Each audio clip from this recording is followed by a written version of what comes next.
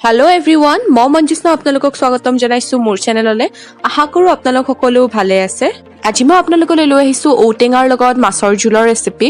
এনেদৰে ঔটেঙাৰ লগত মাছ বনালে খাবলৈ বহুত বেছি সোৱাদ হয় আৰু একেবাৰে মছলাবিহীন এখন মাছৰ জোল। আপোনালোকে যদি এবাৰ এনেদৰে মাছৰ জোলকণ বনায় ঔটেঙাৰ লগত, আপোনালোকে ইয়াৰ সোৱাদ কেতিয়াও নাপাহৰে।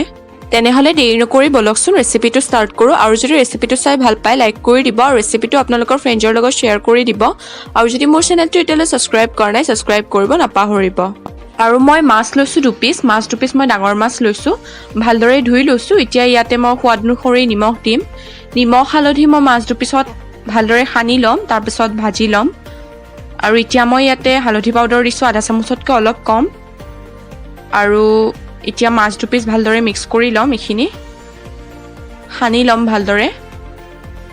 আৰু এতিয়া এই দুপিচ মই ভাজি ল'ম। আৰু কেৰাহীটা গৰম হ'বলৈ দিছোঁ। কেৰাহীটো গৰম হোৱাত ইয়াতে মই ডাঙৰ চামুচেৰে 3 চামুচ সৰিয়হৰ তেল দিছোঁ আৰু তেলখিনি গৰম হ'বলৈ দিম। তেলখিনি গৰম হোৱাত ইয়াতে মই মাছ দি দিছোঁ আৰু সাৱধানে দিব, তেল চিটিকে কেতিয়াবা। আৰু মাছখিনি মই এতিয়া ভালদৰে ভাজি ল'ম। জুইৰ ফ্লেমটো মই মিডিয়াম ফ্লেমত ৰাখিছোঁ।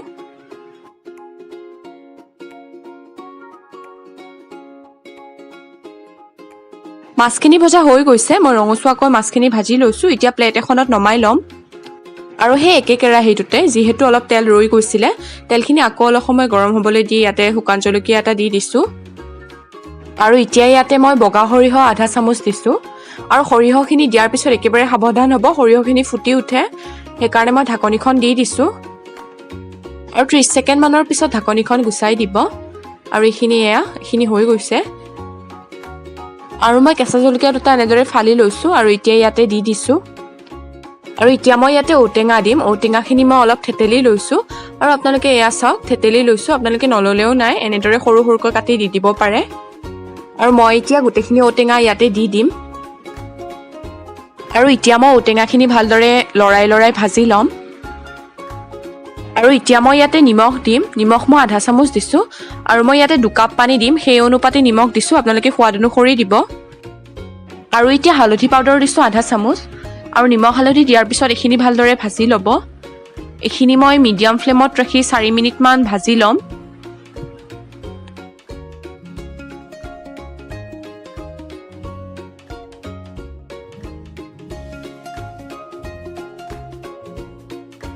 আৰু এইখিনি মই 4 মিনিটমান ভাজি লৈছোঁ, এইখিনি হৈ গৈছে।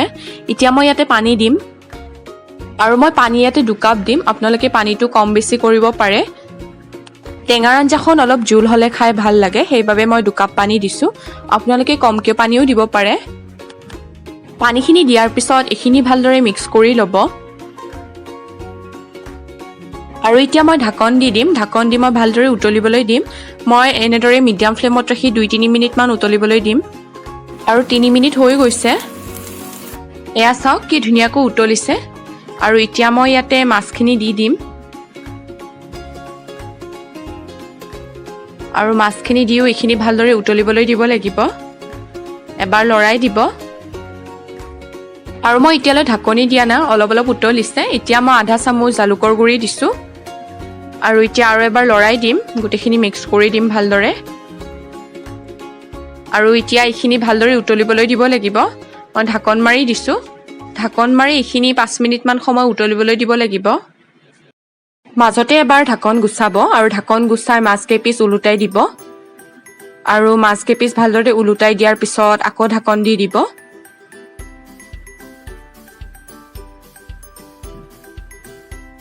পাঁচ মিনিট হৈ গৈছে। আৰু এয়া জোলকণো হৈ গৈছে ৰেডি। এয়া দেখিছেনে ইমান ধুনীয়াকৈ উতলিছে। ঔটেঙা আৰু মাছৰ জোলকণ ৰেডি হৈ গ'ল। দেখিলেনে আপোনালোকে ইমান সহজ বনাবলৈ আৰু খাবলৈ বহুত বেছি সোৱাদ হয়। আৰু এতিয়া মই গেছৰ ফ্লেমটো অফ কৰি দিম আৰু গৰম গৰম ভাতৰ লগত ঔটেঙাৰ জোলকণ পৰিৱেশন কৰিম। আৰু এনেদৰে ঔটেঙাৰ লগত মাছৰ জোলকণ বনাবচোন। আৰু বনাই ৰেচিপিটো কেনে পালে মোক জনাবলৈ নাপাহৰিব। আৰু আপোনালোকে দেখিলে ইয়াতে মই কোনো ধৰণৰ মছলা ব্যৱহাৰ কৰা নাই আৰু একেবাৰে মছলাবিহীন আৰু সোৱাদ ভৰা মাছৰ এখন জোল। আৰু আজিৰ ৰেচিপিটো ইমানেই আছিল। আশা কৰোঁ আপোনালোকে ৰেচিপিটো চাই ভাল পালে। যদি আপোনালোকে ৰেচিপিটো চাই ভাল পালে লাইক কৰিব, শ্বেয়াৰ কৰিব আৰু মোৰ চেনেলটো যদি এতিয়ালৈ ছাবস্ক্ৰাইব কৰা নাই ছাবস্ক্ৰাইব কৰি দিব। লগত থকা বেল আইকনটো ক্লিক কৰি দিব যাতে মই নতুন ভিডিঅ' দিলে আপোনালোকে ন'টিফিকেশ্যন পাই থাকে। ভিডিঅ'টো শেষলৈ চোৱাৰ বাবে অশেষ ধন্যবাদ। পুনৰ লগ পাম নতুন ৰেচিপিৰ সৈতে।